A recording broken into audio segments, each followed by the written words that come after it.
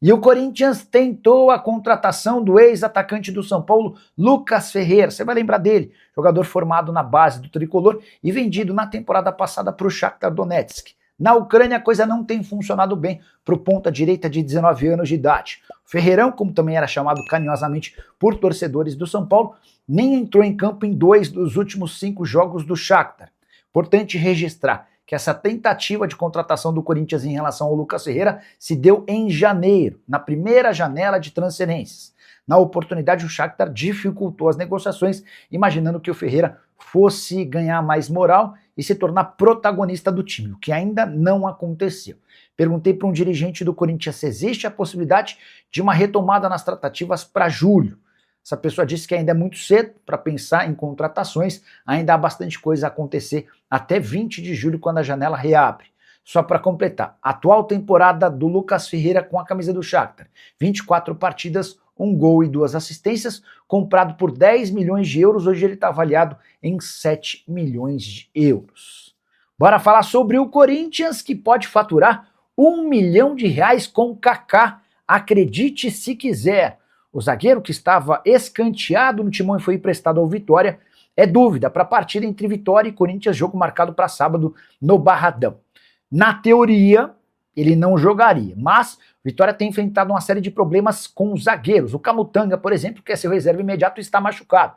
E diante dessa possibilidade, ou dessa ausência, o técnico Jair Ventura pediu ao presidente Fábio Mota que o Kaká possa ser utilizado. O grande problema é que no contrato de empréstimo gratuito, com parte dos salários do Kaká sendo pagas pelo Corinthians, ficou combinado que a utilização do atleta diante do Timão acarretaria numa multa de R$1 milhão. Vitória topa bancar a multa, mas pede que o Corinthians aceite um parcelamento. E enquanto não houver a resposta do Timão, a convocação, a presença do Kaká nessa partida segue sendo dúvida. Kaká, cujo salário beira os R$500 mil por mês, atleta no Corinthians muito mal falado, mas que no Vitória vai muito bem. Já são 10 partidas com um gol e uma assistência. Um desses gols no fim de semana passado na vitória contra o São Paulo no Barradão.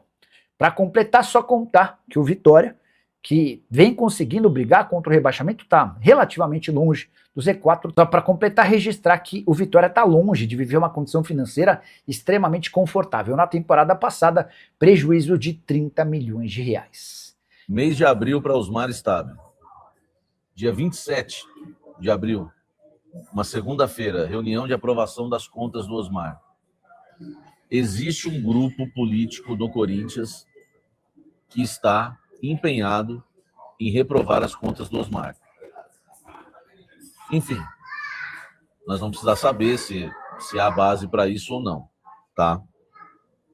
2 dias depois, ou seja, dia 29 de abril, uma quarta-feira, o Conselho se reúne para votar a reforma do Estatuto, debater, né, e votar a antecipação das eleições, e ainda pode ter que debater o impeachment do presidente Osmar. A gente fala em debater, né, porque o processo está acelerado, mas a gente não sabe se dá tempo, né? A gente jornalista, a gente não sabe se dá tempo, né, de tudo isso entrar na pauta para votação. Então pode ser, né, que seja votado no final do mês, tá? Pode ser que seja votado no final do mês. Porém, debatido vai ser. Então eu até coloquei no blend de informações que são 4 BOs para o Osmar em abril. Estão querendo antecipar as eleições do Corinthians de dezembro para julho. Para junho ou julho, para junho, tá? Por quê? Porque se o Osmar sofrer o impeachment, eles não querem que o Armando Mendonça assuma, mas ele vai assumir de forma temporária. Agora, deixar bem claro para vocês também, eu não estou aqui, né, dizendo que o Osmar vai cair.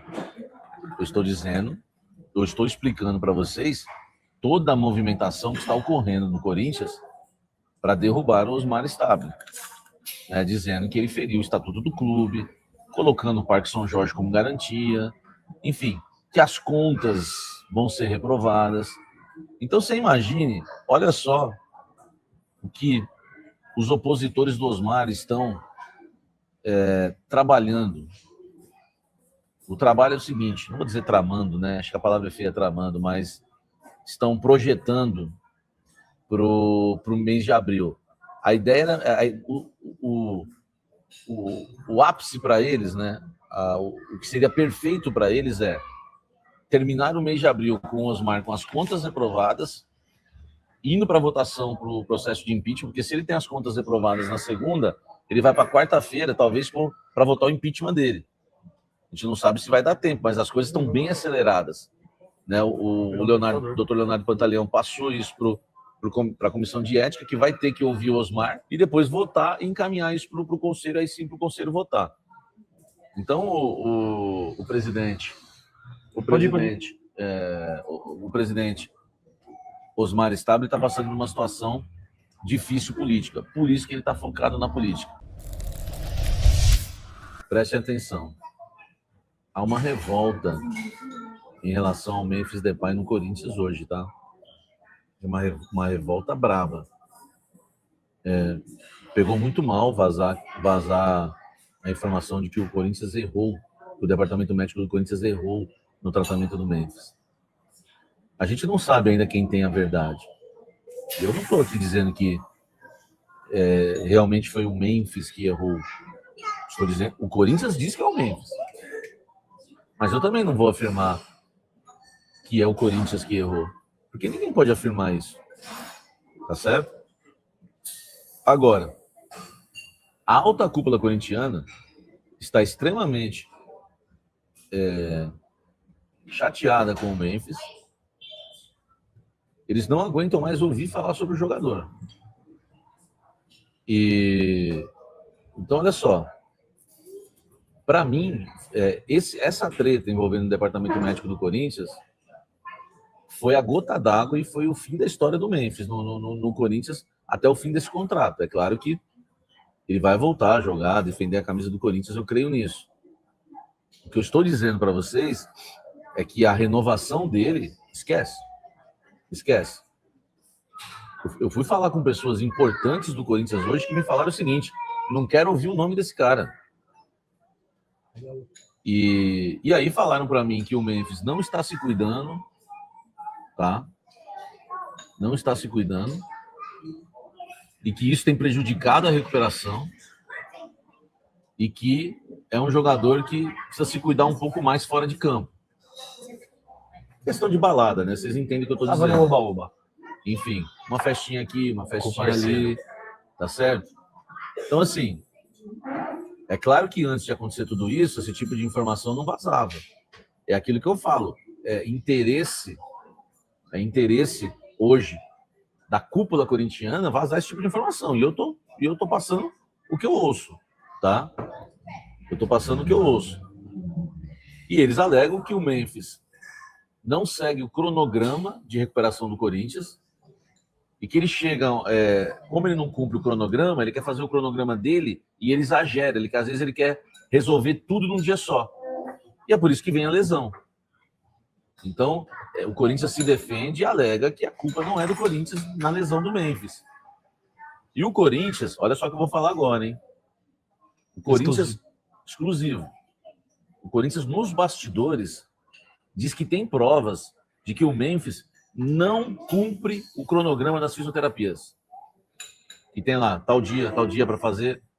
Se fosse mostrar isso daí, ia se comprovar que o Memphis não está cumprindo o cronograma da fisioterapia. Agora, repito, tá vazando tudo isso porque jogaram o jogo. O Memphis irritado. A verdade é a seguinte. Aí eu vou dar a minha opinião em cima Eu falei isso, viu, Iago? Eu falei isso para minhas fontes. Falei, pô, se tem provas, mostra. Entendeu? Só que existe aquela coisa de vazar algo do clube, né? Então é o seguinte, hoje existe uma insatisfação enorme com ele e o Corinthians alega que ele não tem cumprido esse cronograma de fisioterapia.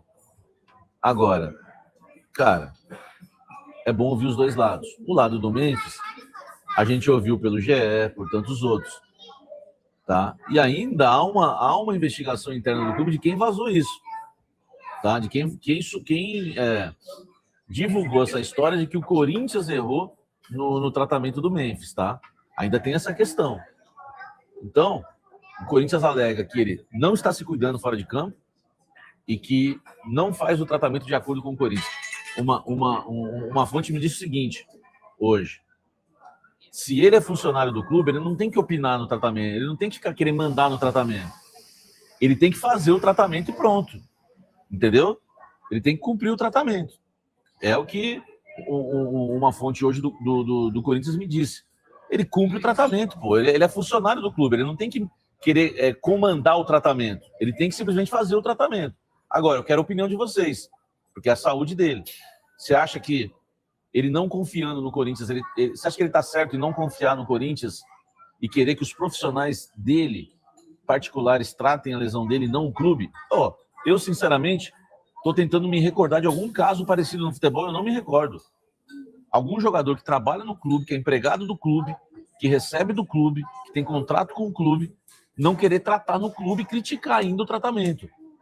Enfim, e aí fica aquela questão, mas o Memphis está certo, porque o Memphis está certo, porque o Caio César está aí, não volta para jogar nunca. Mas o Caio César se cuidou também? Se cuidou, o Caio César? Eu já ouvi algumas histórias em relação ao Caio César também. E a gente deu para ver, né? Enfim. Aí você fala, o Caio César se machucou. E aí? Olha aí, o Memphis está certo. Então eu falo para vocês, o Yuri sempre voltou antes. Fala pessoal, estamos aí com atualizações importantes do Corinthians. Se inscreva e ative o sininho para receber mais atualizações do Timão. Deixe seu like, que é muito importante para o crescimento do canal. Utilize o espaço aqui embaixo para registrar sua opinião. Ficamos por aqui com mais esse giro de notícias. Um abraço e até o próximo vídeo.